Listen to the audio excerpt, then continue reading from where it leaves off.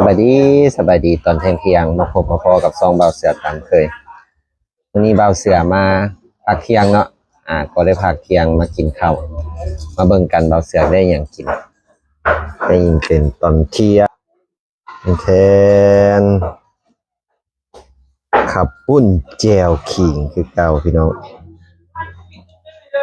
ของแซ่บของนัวสั่งซีนเขียบผักลวกนี่ขับปุ้นสดๆ1 วันตั้งปิ้งไก่น้ำพร้อมเนาะทีเด็ดมันก็คืออยู่แจวขิงเด้อมาปรุงน้ำกันมากินน้ำกันพี่น้องมาปรุงน้ำกันพี่น้องฟ้าลมฝนคือสิตก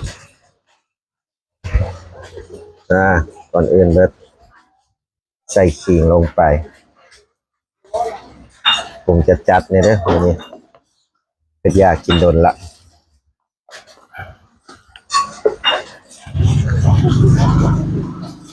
ใส่น้ำร้อนใส่น้ำซุปเนาะปลาสีสันทรงเผ็ดบ่พี่น้อง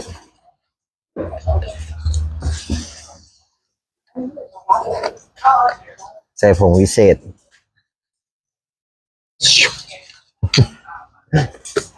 ใส่หลายแซ่บหลายพี่น้องตัดน้ำตาลน้อยนึงนะ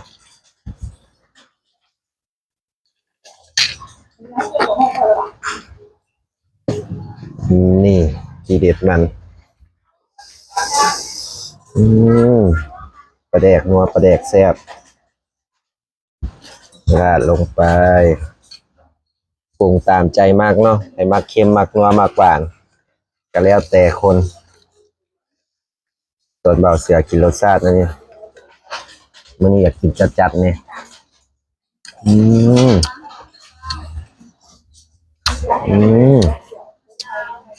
นัวคักใส่ผักลงไปถั่ว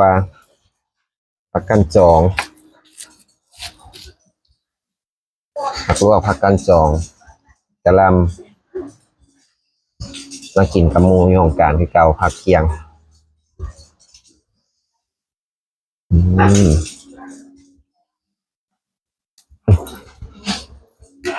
ใส่ผักกระดาษก็แซ่บ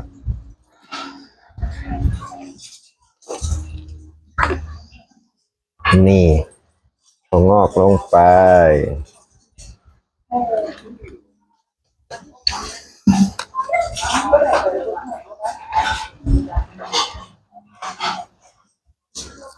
เด็ดหอมป้อมลงไปหน่อยนึง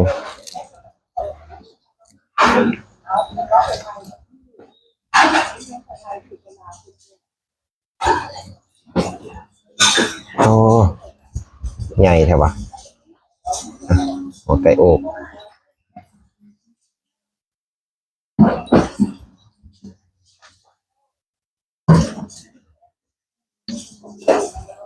หลายโพดนี่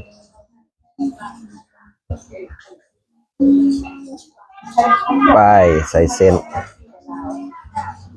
ขออนุญาตใส่มือเด้อพี่น้อง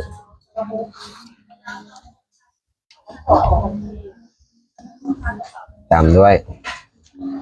สิ้นลวก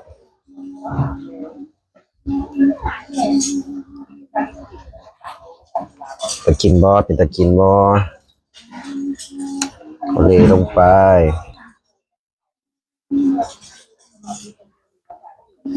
มาเด้อกินกระเป๋าเสือเด้อมาเด้อกินกระเป๋าเสือน้ำกัน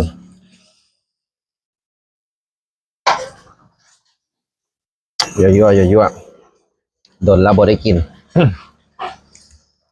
อยาก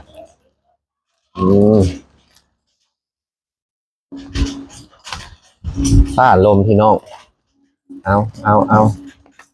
ลมแท้ลมว่า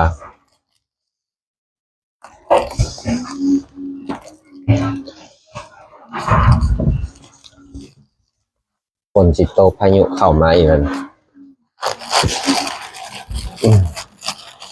กินกับปุ้นเจียวขิงน้ำกันพี่น้อง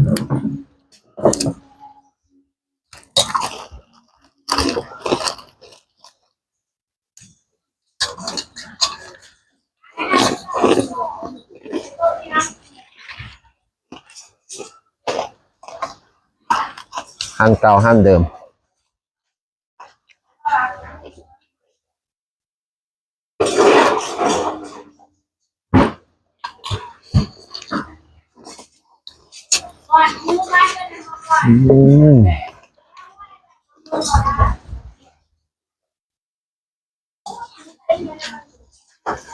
ครับพี่จ้อง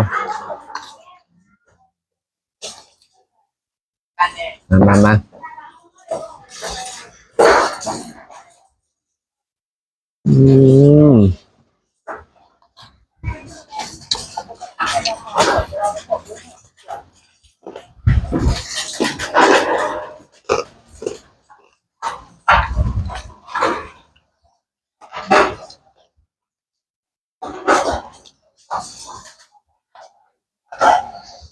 ลมมือนี่พี่น้องเอ้ยลมแท้ลมว่า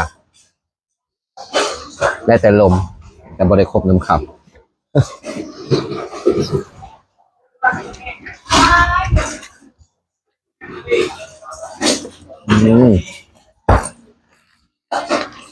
มาแล้วผมแช่อยู่มองเนี่ยตึงไก่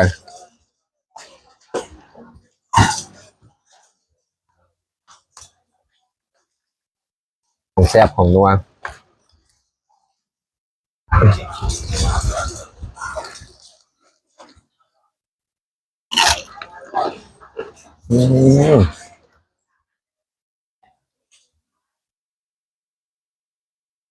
มาเด้อข้าวเที่ยงกับเบาเสือคุณเจียวขิงแซ่บ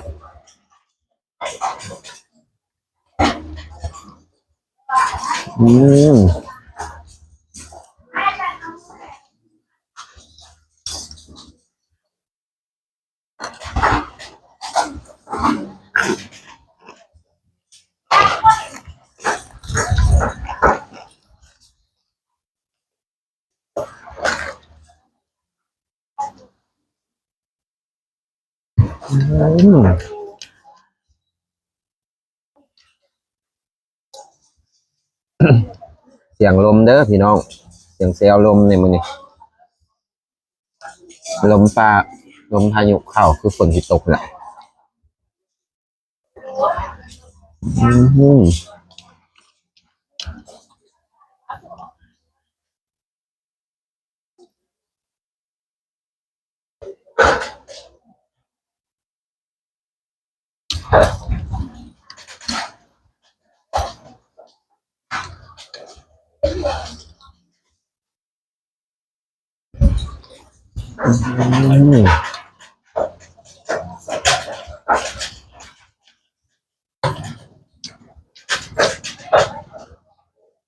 ตึงไก่มาเลิกได้อยากน้ำบอกไงมาเด้อ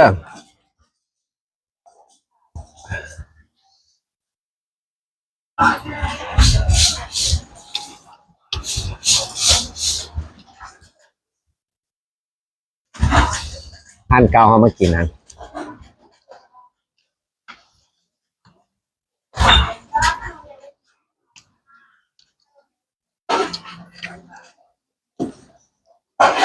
มาเด้อพ่อแม่ป้านะกูอยู่เมืองนอกเมืองนากินข้าวปุ้นเจ้าขีนกับเบาเสือ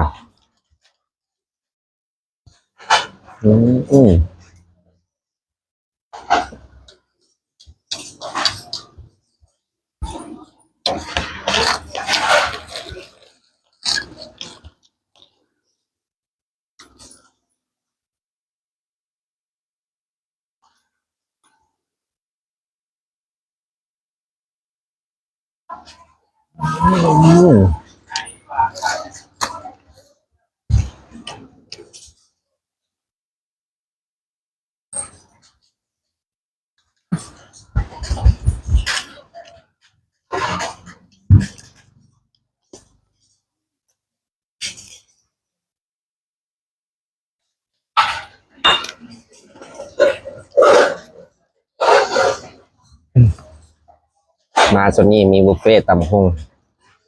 ตำเอาเองสุดแล้วนี่พาเอ้ยมากินลืม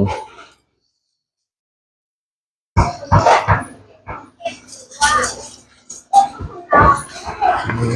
ม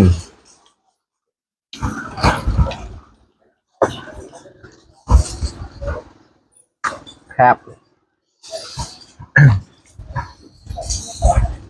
กินยำไหนก็แซ่บยำนั้น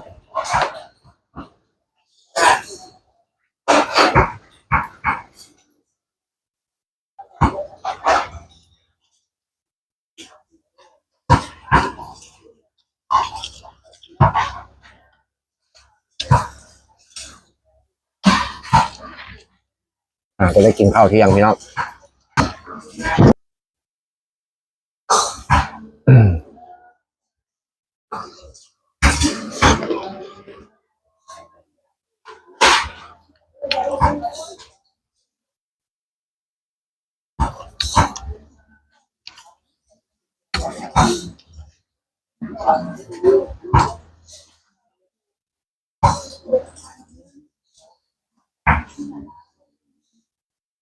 มาเด้อเอ้ยโทเรียนมาเด้อน้องเอมาเด้อเอ้ยสุจันจิมาเด้อมาเด้อป้าจินมากินน้ำลาวเสือมื้อนี้นะ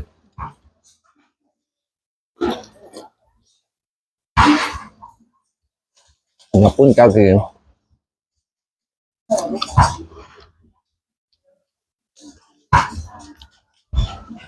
แซ่บคือเก่า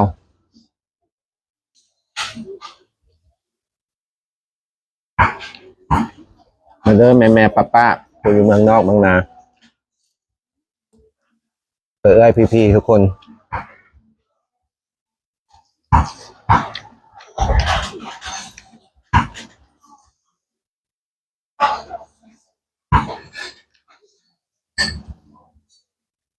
เมื่อเช้านี้แม่คนอยู่เมืองนอกคนโทรมามันบอกว่าเราต้องไปซาคนคำเว้าของคนนะซาบ่ได้บ่ต้องถือซาเขาอยากเว้าอย่างปล่อยเขาเว้าไปตอบไปโต้คนแบบนั้นเสียเวลามันบอกนะขนาดคนอายุใหญ่แล้วความคิดเพิ่นยังคนเว้านะอายุใหญ่แล้วล่ะความคิดยังแบบคิดได้จังได๋บ่ฮู้ก็เลยว่าคนสื่อสารกับแม่นความเราแหละสื่อสารหลายกับบ่ดี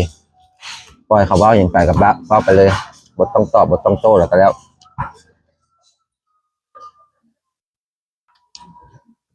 คันบ่ตอบบ่เว้าให้กับถ้าหาว่าบ่ตอบคำตอบกับสร้างประเด็นจุดประเด็นกันเกิดขึ้นบ่เข้าใจกับคน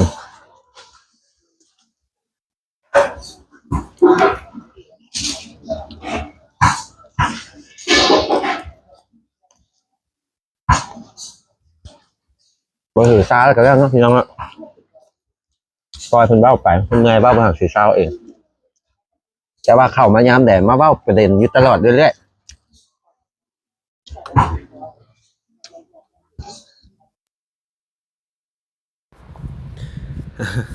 โทษหลายๆเด้อตอนนี้พี่น้องไม้เบิดอีหลีเว้าเสียบ่ได้ซากมาแต่เฮือนนำพร้อมไม้เบิดกำลังว่าเรื่องจุดประเด็นหั่นแหละว่ามีคนมาเว้ามาต่อว่าเว้าเสียอยู่ซ่องเว้าเสือหั่นล่ะผู้ดีแม่ทางเพิ่นอยู่เมืองนอกเพิ่นโทรมาบอกว่าบ่ต้องถือสาต้องซาเพิ่นเว้าหยังก็ปล่อยเพิ่นเว้าไปเพราะว่าคนพวกแนวนี้คนประเภทนี้นะเว้าไปก็บ่มีหยังดีขึ้นเพิ่นแค่มาปั่นเฮามาเฮ็ดให้เฮาหัวเสียหัวร้อนนำซื่อเพราะฉะนั้นเฮาก็บ่ต้องไปตอบไปโต้ปล่อยเพิ่นเว้าไปเพิ่นอายุหลายซื่อบางเทื่อเพิ่นก็เว้าไปลงๆลืมๆเม่นตามใจปากเนาะคิดหยังเว้าก็เว้าออกไปบ่คิดว่าเบื้องหลังมันเป็นจังไดบางเทื่อเพิ่นก็ฮู้อยู่แต่ก็อยากเม้นอยากเว้าซื่ออยากสร้างประเด็นเนาะอันสร้างประเด็นเนี่ยบ่ประเด็นว่าเรื่องบ่เป็นเรื่องหั่นล่ะแต่ผู้แม่เพิ่นก็เลยบอกว่าบ่ต้องถือสาเพิ่นเฒ่าแล้วเพิ่นอายุหลายแล้วบ่ต้องตอบว่าบ่ต้องต่อว่าเพิ่นปล่อยเพิ่นเว้าไปบ่ต้องถือสาเพิ่นก็แล้วก็แม่นความเพิ่นหั่นล่ะเนาะแม่นความอีแม่เว้าแหละผู้แม่อยู่เมืองนอกแหละบ่ต้องซาเอา อยากเว้าหยังก็เว้าไปเลยส่วนเบาเสือก็บ่ต้อง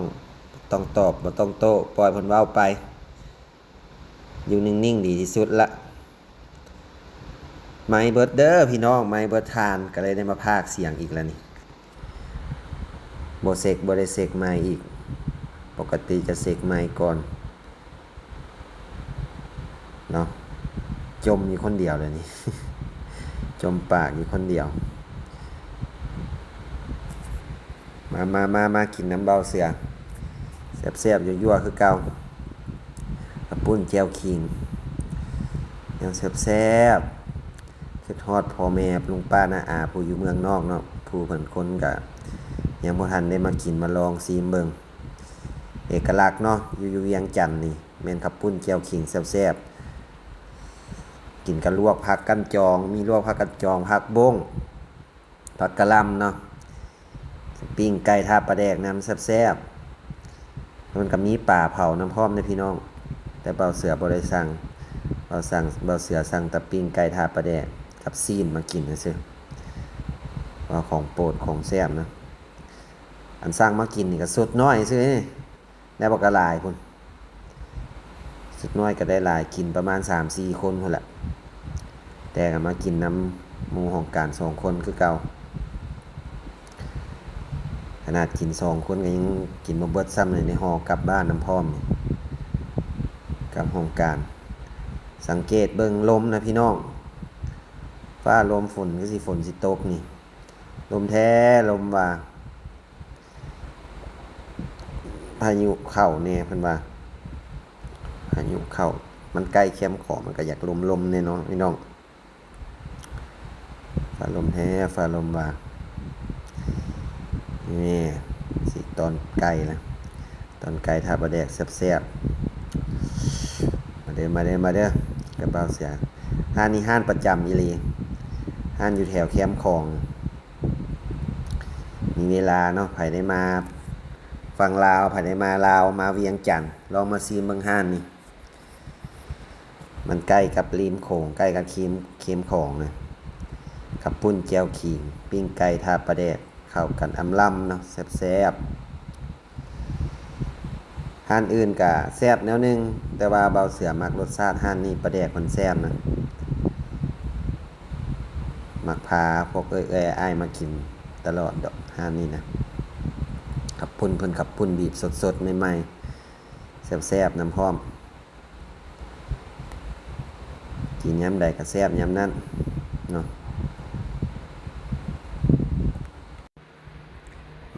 มากินอีกคำใหญ่ๆแซ่บๆยั่วๆนี่อยากกินแนวแซ่บๆเนี่ยก็ความผิดพลาดของเบาเสือเองแหละบ่เสกเบิ่งไม้เนาะ ปกติจะเสกเบิ่งไม้ก่อน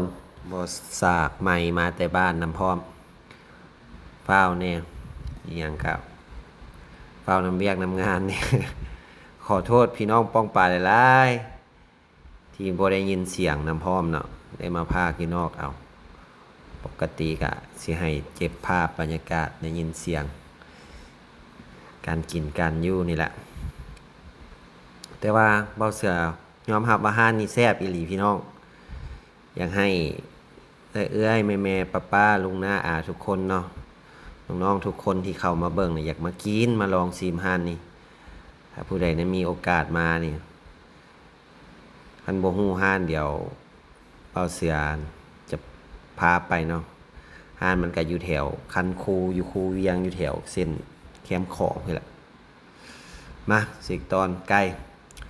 ปิ้งไก่ทาปลาแดกแซ่บๆของแซ่บมันคืออยู่ปิ้งไก่น้ำเนี่ย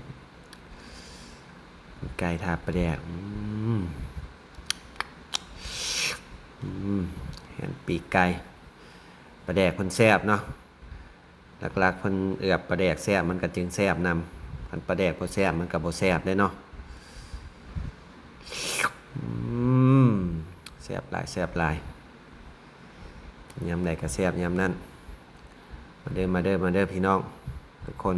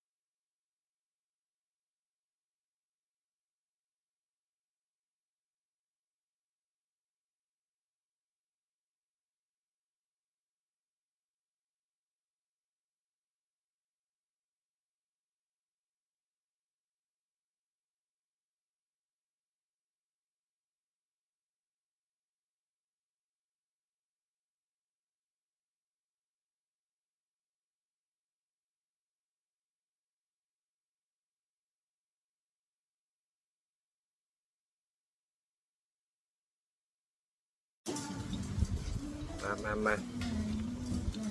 กินน้ำกัดอีกพี่น้องมาต่อไม้เบิร์ดเมื่อกี้นี่ไม้เบิร์ดพาอีกละมาเสกเบิ่งเมื่อกี้นะเอ้าเสียงไม้ดับอีกละมายั่วๆ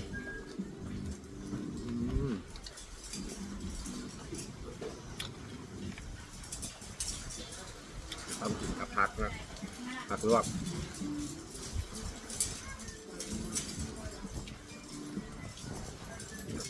แซ่บ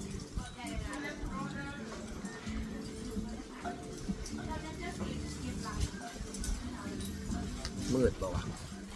มึงเบิ่งดูมันมืดวะ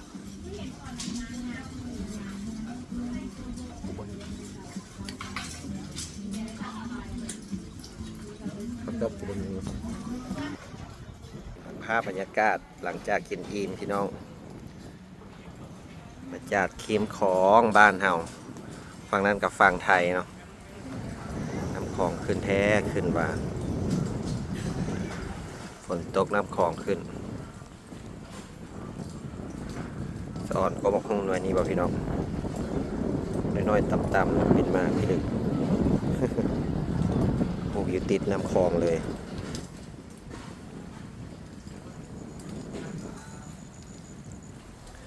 เป็นกาดวิวได้เนาะเครื่องฟ้าเครื่องฝน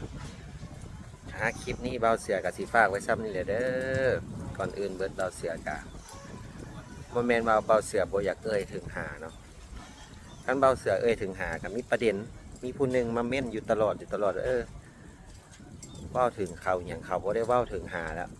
พอบ่เว้าถึงหาก็ว่าเบาเสือบ่เว้าถึงหาจะมีคนหนึ่งสองคนหรอมักจับประเด็นสร้างประเด็นให้เบาเสือตลอดบ่เข้าใจเราก็เป็นผู้ใหญ่พออะไรแต่เราโบมีอคติอย่างกับโบเข้าใจคือกันจะมีคำเว้าคำว่ามาแสะมาเว้าอยู่ตลอดพอเสือกับบอกแล้วคันมักผู้ใดกับไปเบิ่งผู้นั้นเขามักผู้ใดกับต้องมาเบิ่งกันคันเบิ่งแล้วมันแหงใจดำเจ้ามันบ่ม่วนตัวเจ้าก็อย่ามาเบิ่งเนาะพอเสืออดสาบ่อยากว่าบ่อยากเอ่ยถึงแล้วคนเฮามันห้ามความคิดกันบ่ได้ก็เข้าใจแต่เจ้ากลับมาเว้ามันกับบางอันกันคือว่าพี่ลึกพี่โหลคือเบาเสือไปฆ่าไปแกงเรานี่แหละเอ้าเว้าลายจะกระดามมาอีกคลิปนี้ก็ฝากไว้ซ้ำนี่แหละเด้อก่อนอื่นเบิดเบาเสือกับขอบใจแม่ป้านะอ้ายทุกคนเนาะที่เข้ามาเป็นกำลังใจเบาเสือเม่นดีๆให้เบาเสือเนาะมี